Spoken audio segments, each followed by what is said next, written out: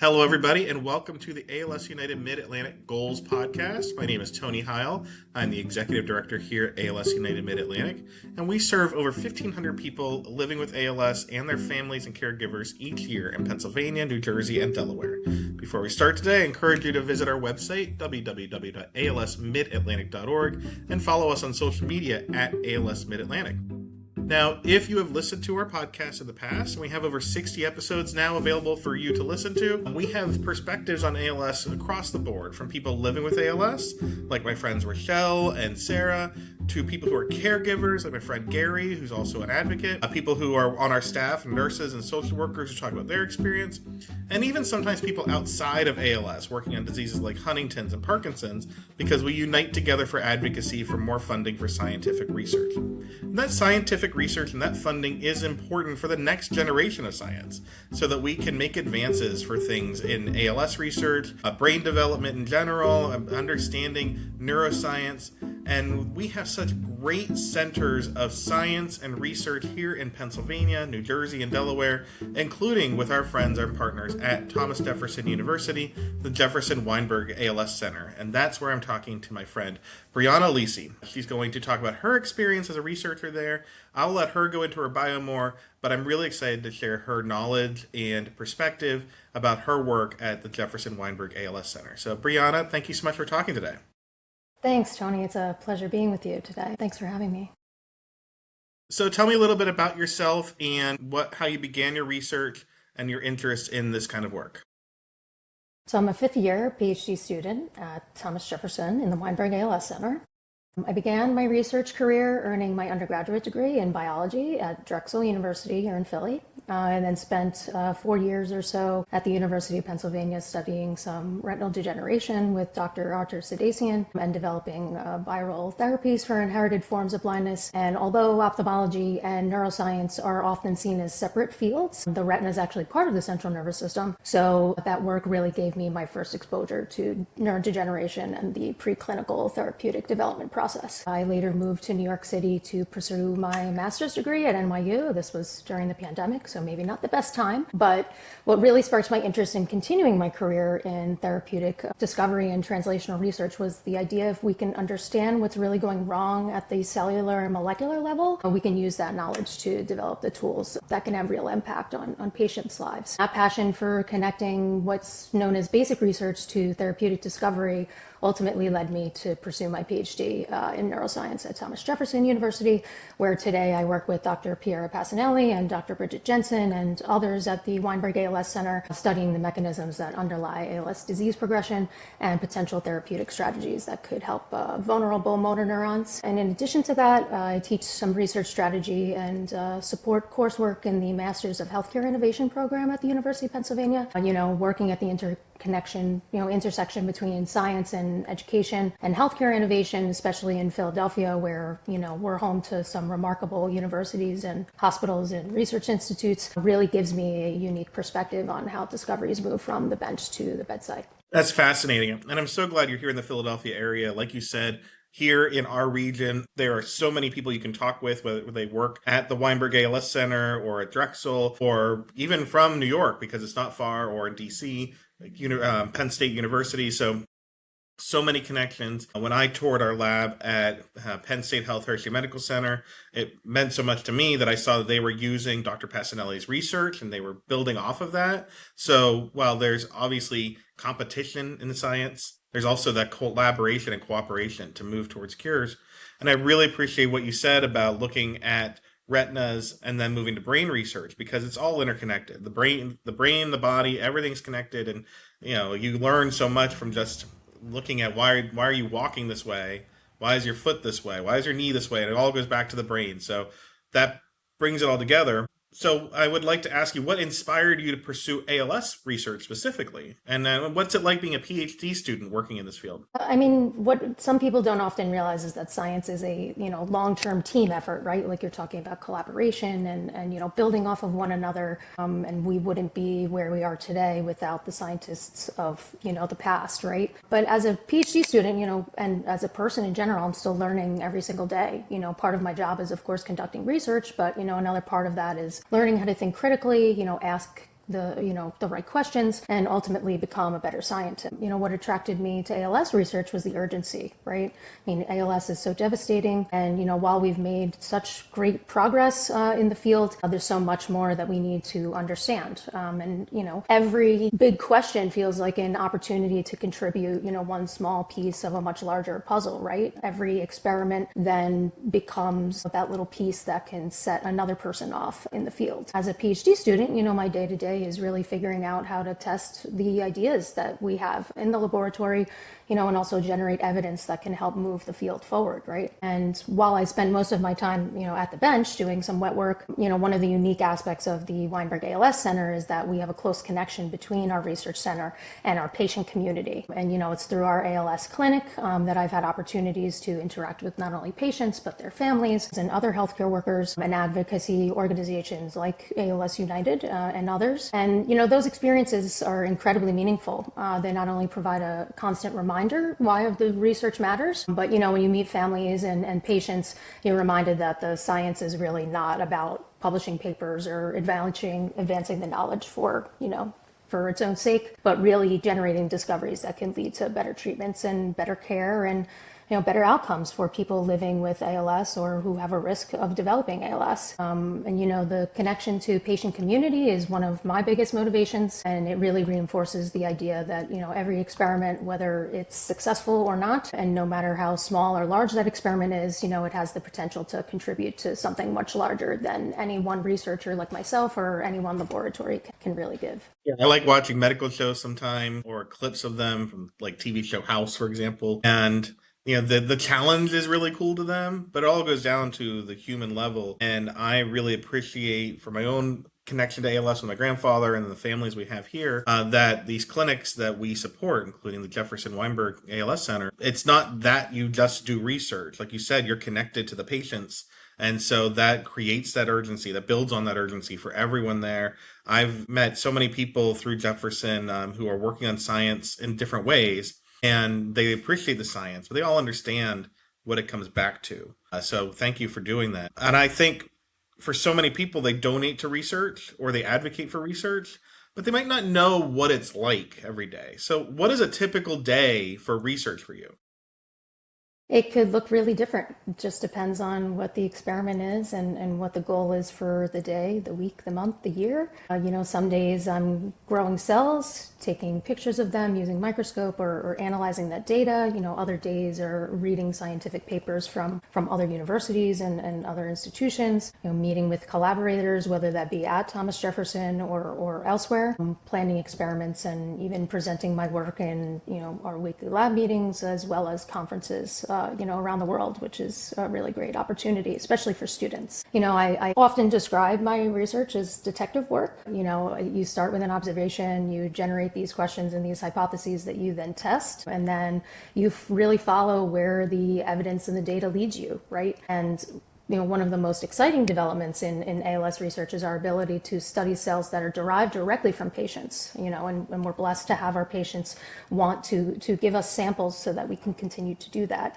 Stem cell technologies, we take patient samples like blood and skin cells, and we can generate cell types like motor neurons and other support cells that are found in the central nervous system. And, historically, researchers relied really heavily on animal models, which still, of course, remain incredibly valuable and, are important parts of our work as well. But we, now can complement those models with human cells that reflect the same disease-related changes that we see in our patients, in our clinic as well as elsewhere. That gives us another powerful way to really understand disease mechanisms and evaluate, potential therapies. And, at the Weinberg ALS Center, we have our own tissue and biobank. Like I had mentioned, our patients are generous and they donate and they want to see us succeed.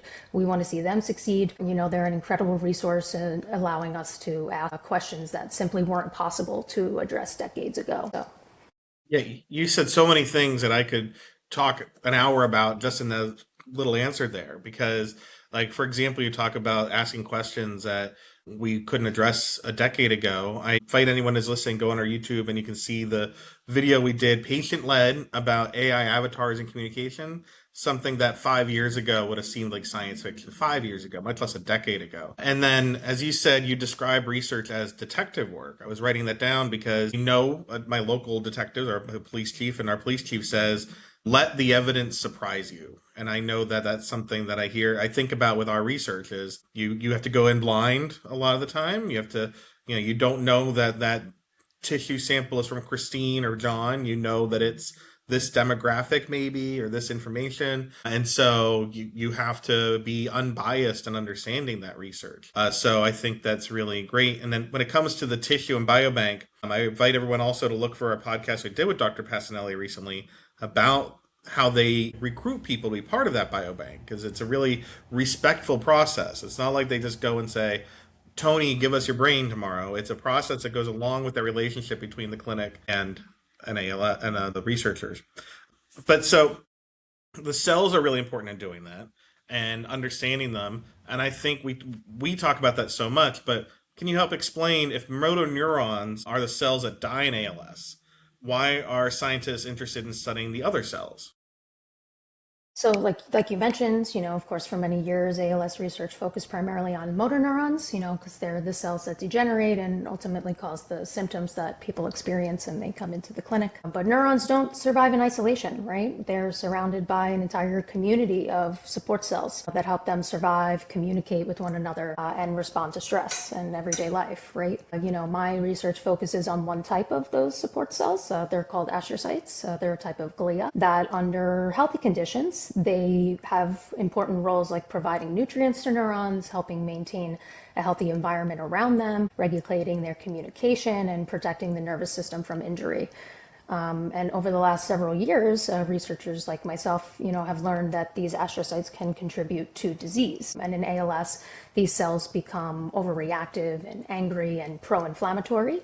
And instead of supporting the neurons, they begin to release really toxic molecular signals, and they lose some of their normal protective functions and create really a hostile environment that already makes, vulnerable neurons even more susceptible to damage. So realizing that ALS is really not just a disease of the motor neurons, but a disease of the entire environment surrounding these neurons has really been one of the biggest shifts in ALS research. And understanding how support cells influence disease progression may be just as important as understanding why the neurons are susceptible to degeneration themselves. So, once researchers recognized that these astrocytes can actively contribute to disease, we started asking, why normal support cells are becoming harmful, right? And is that change from being helpful to harmful reversible, right? And that's the question that my research aims to answer. I appreciate that, because I know a lot of research can involve genetic ALS, but that doesn't mean that understanding a genetic ALS from like C9orf and SOD1, that you're not looking for the answers for everyone, because it could just be like, okay, we're triggering ALS in a model of some kind, whether it's flies or mouse or something else. And then, but you can look at how those cells are doing and you can attack that issue. So, I mean, that's about where along the disease progression you can make an impact. And you talked about the detective work a couple questions ago. So with that, when you're looking at the evidence along the way, how has that detective work and those clues helped researchers uncover? What have they uncovered that causes astrocytes to become inflammatory? Like, what do you know that's making them inflammatory and dysfunctional for people with ALS?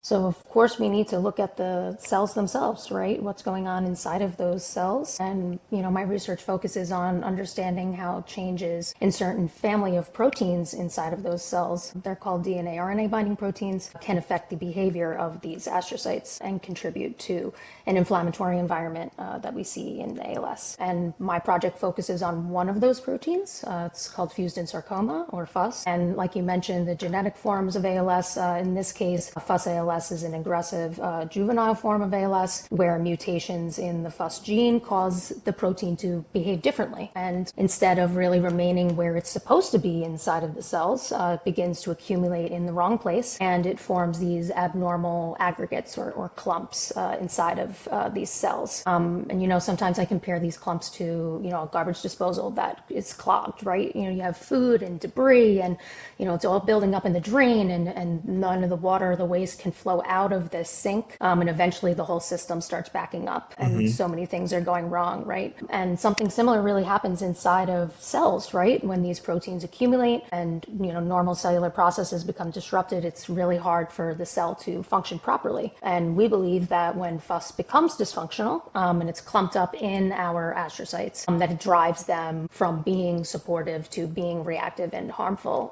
and they're no longer really able to support motor neurons in the way that they should. I like how you mentioned it like a clogged garbage disposal. Because I was talking with a researcher years ago, and I likened it kind of to having too many applications or tabs open on your computer, because it's like your computer's doing too many things, and it conflicts with each other. So you can identify certain things that it's causing problems, that there's a harm. So you can identify a potential cause of harmful change in ALS. So, testing is so important. How do you go about testing ways to correct that? That's the really exciting and, real detective part of my work. We're not only studying the problem itself, but we're also exploring a potential solution. One of our collaborations with Dr. Lin Guo at Jefferson in the biochemistry department, we are using a small RNA molecule of hers that's called RNAS1, and it's really something that we're interested in seeing if we can reverse the harmful changes, like you had mentioned, that we see in these support cells as well as in neurons in ALS. And rather than trying to eliminate the production of mutated FUS protein entirely, much like the antisense oligonucleotide therapeutics that are currently being evaluated in clinical trials, this approach really aims to restore FUS's normal form and function.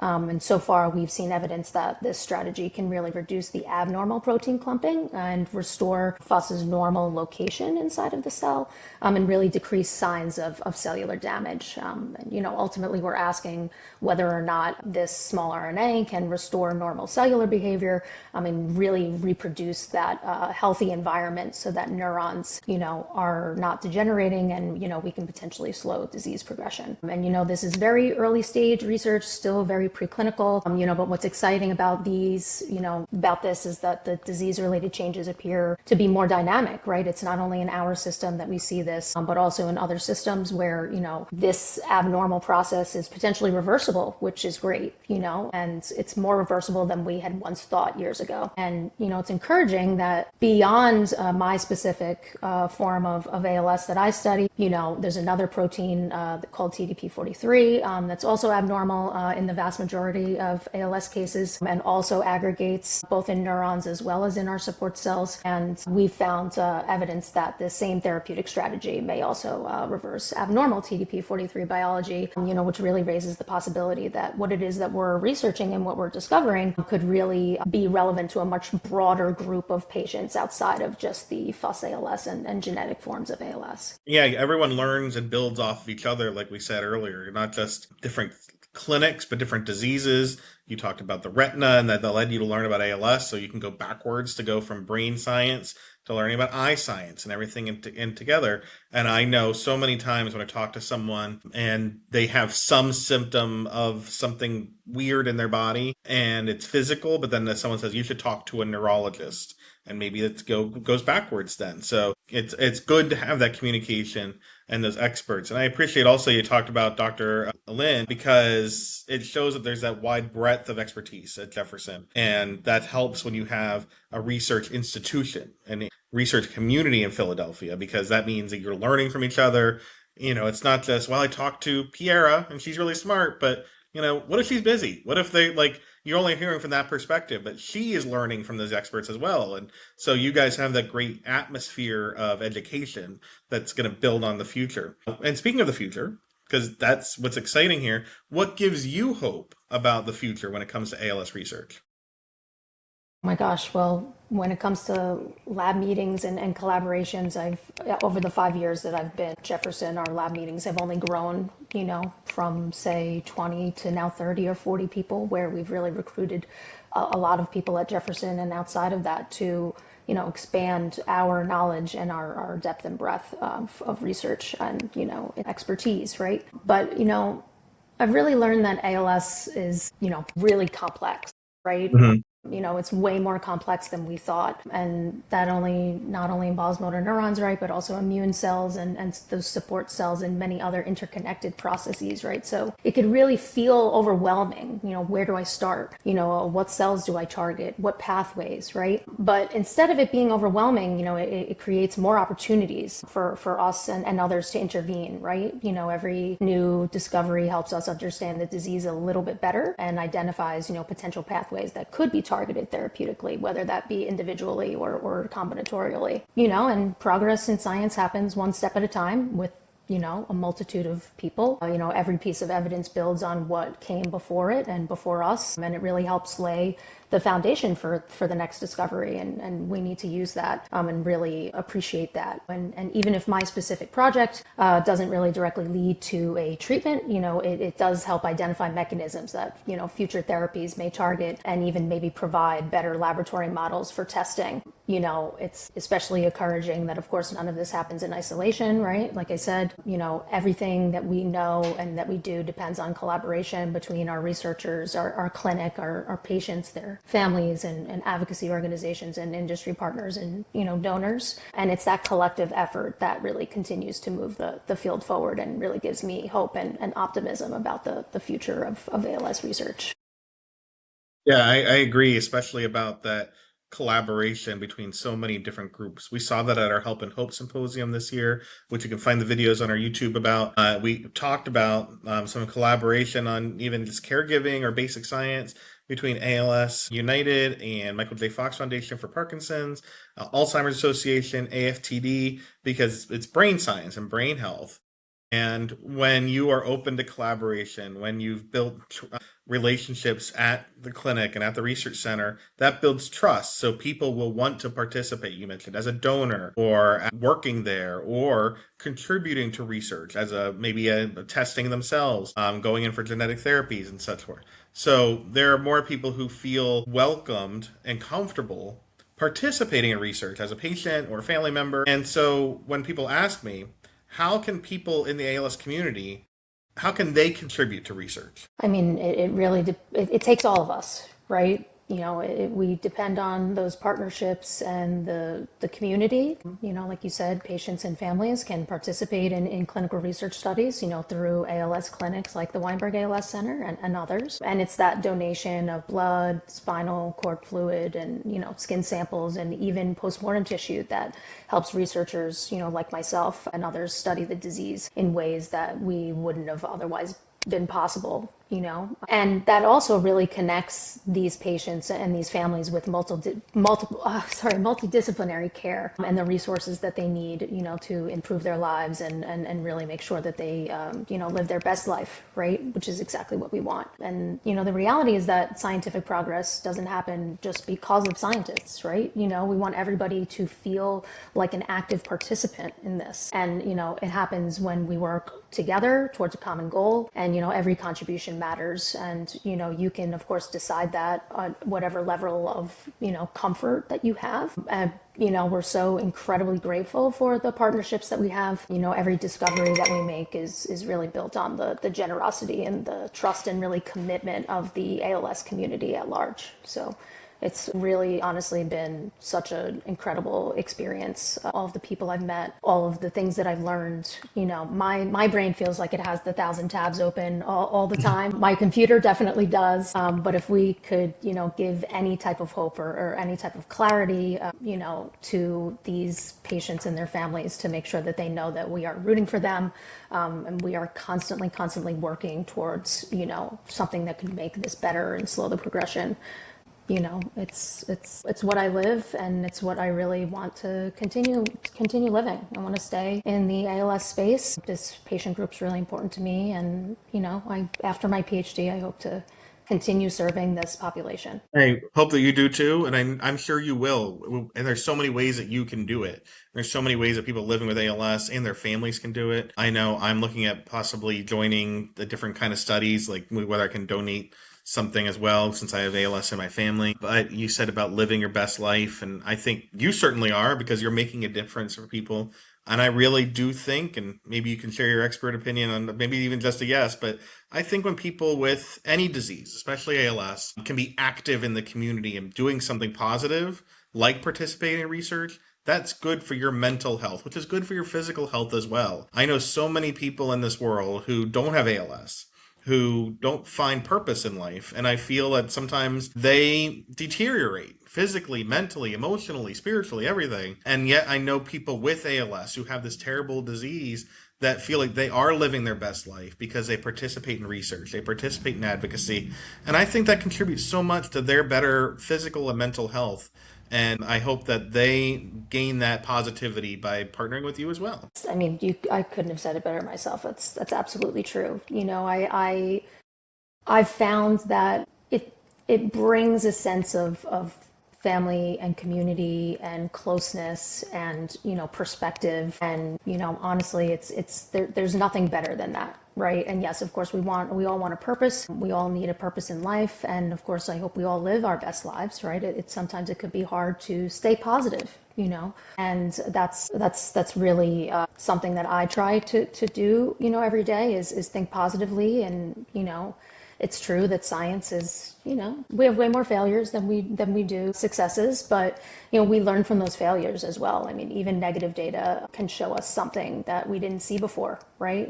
Detectives, something's missing, and why is it missing, right? What are we missing? So keeping an open mind, understanding that we're all there for each other, that this is, of course, a process that takes time, but really it seems like slow and steady wins the race, and we want to be as thorough and as complementary as possible, and that really does take a community of people. And once you find that community, whether it be inside or outside of here, I think that it's really important, like you said, for mental health, but not only your physical health, right? And I know that ALS provides so much to our patient population, and it's great that we have this partnership with you guys. I know our patients and our families, really appreciate it, and I appreciate it too. It was awesome to discuss my, opinion and my perspective, especially as a PhD student. It's the minions behind the scenes, and it's really great. I appreciate the opportunity.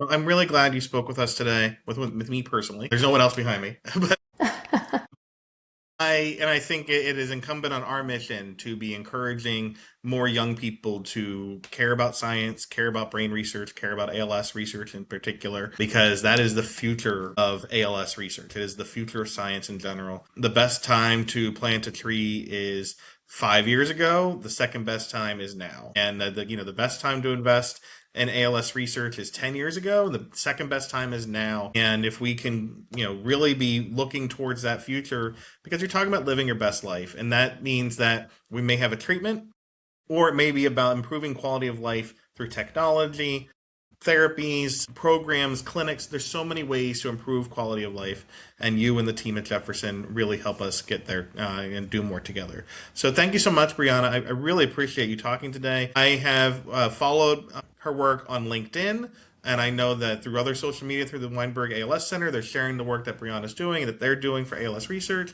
Again, if you want to learn more about our work and our collaboration with the Jefferson Weinberg ALS Center, please continue to find us on our website, www.alsmidatlantic.org, where you can learn more, donate, advocate, volunteer, everything, find out about events, and follow us on social media at ALS Mid-Atlantic. You can email me, Tony, and I can share some questions or ideas with Brianna and Dr. Passanelli and the others involved with the research there. And together, we will end ALS. So thank you so much, Brianna. I appreciate all of your time today. Thanks, Tony. Thanks, everybody.